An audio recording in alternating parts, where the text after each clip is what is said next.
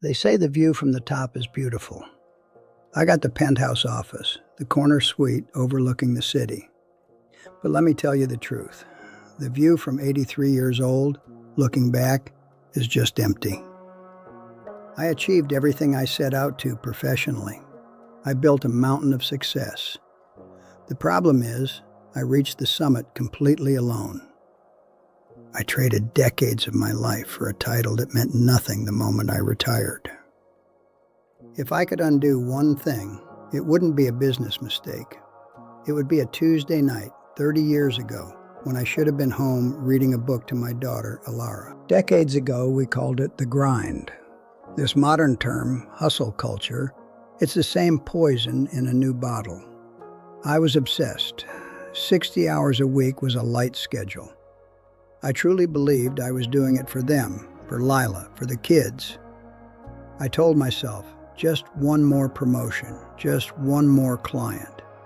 That one more always turned into 5 more years. That kind of tunnel vision feels necessary when you're young. It feels noble. It feels like love. But it wasn't love. It was pride wrapped up in a briefcase.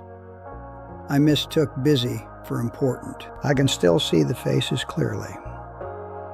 My son Kian was 8. He had the lead role in the 3rd grade play.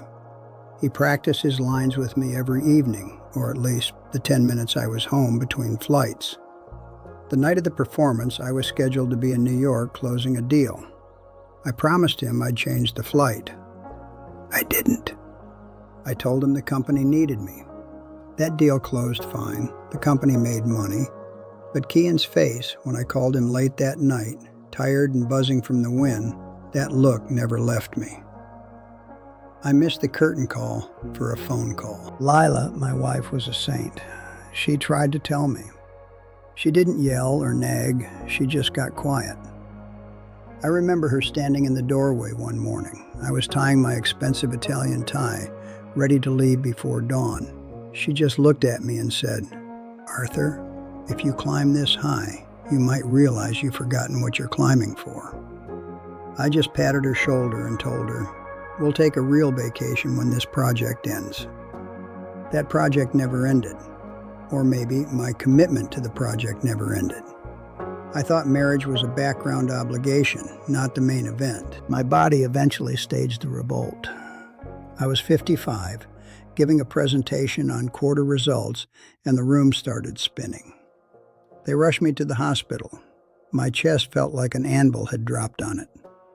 Lying there, hooked up to machines, I waited for the CEO to call. I waited for my biggest clients to send flowers. None of them did. The only person there, holding my sweaty hand, was Lila. My professional world, the thing I nearly died for, didn't spare 30 minutes to check if I was still breathing. That hospital bed was my turning point, though I didn't recognize it at the time. When I recovered, I doubled down. I took the health scare as a warning that I needed to secure retirement faster. I traded my second chance for another promotion.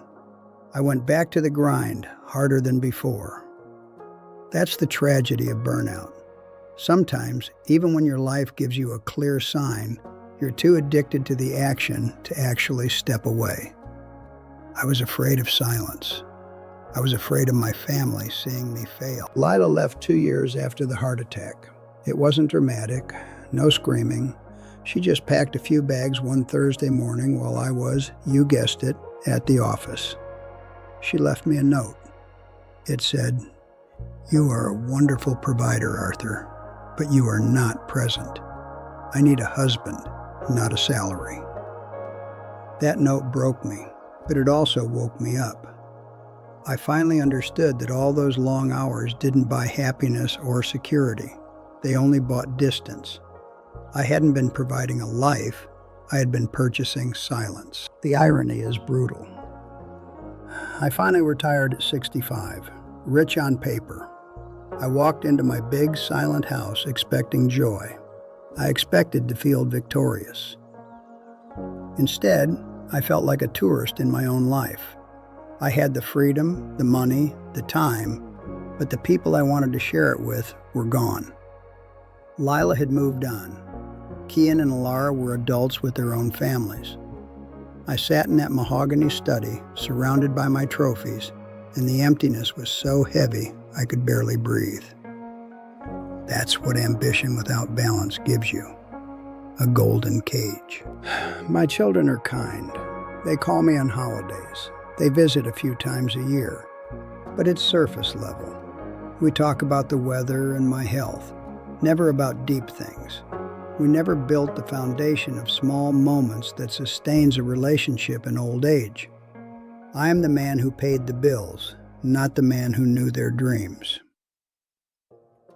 Now when I try to give them advice, it feels hollow coming from me.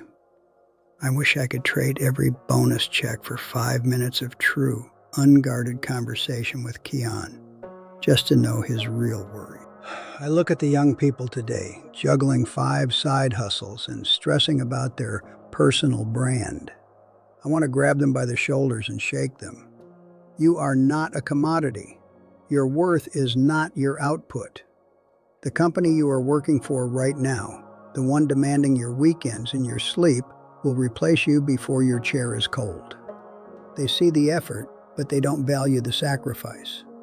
You are sacrificing your irreplaceable life force for a replaceable paycheck. I know because I was them, and now I'm the consequence. This is the core lesson of the final decades. Time is the only currency that matters. You can lose $1 million and make it back. You can lose your job and find a better one. But you cannot, absolutely cannot, recover 1 second of time wasted. That afternoon you spend playing catch with your son, or simply sitting in silence with your spouse, that is wealth. That is equity. I wish I had stopped chasing the big deals and started treasuring the quiet moments. They add up to a life, and I missed the addition entirely. So if you're watching this and your phone is buzzing with an urgent work email right now, put it down. Close the laptop. Take a deep breath and look around the room. See the faces of the people who truly care about you. They are the only legacy that will truly last. Your company doesn't care about your funeral, but your family will be devastated if you haven't given them the best of you. Don't make the mistake I made. Don't wait until you're 83, staring out a window, realizing the greatest career you could have had was being a father and a husband. Go home now.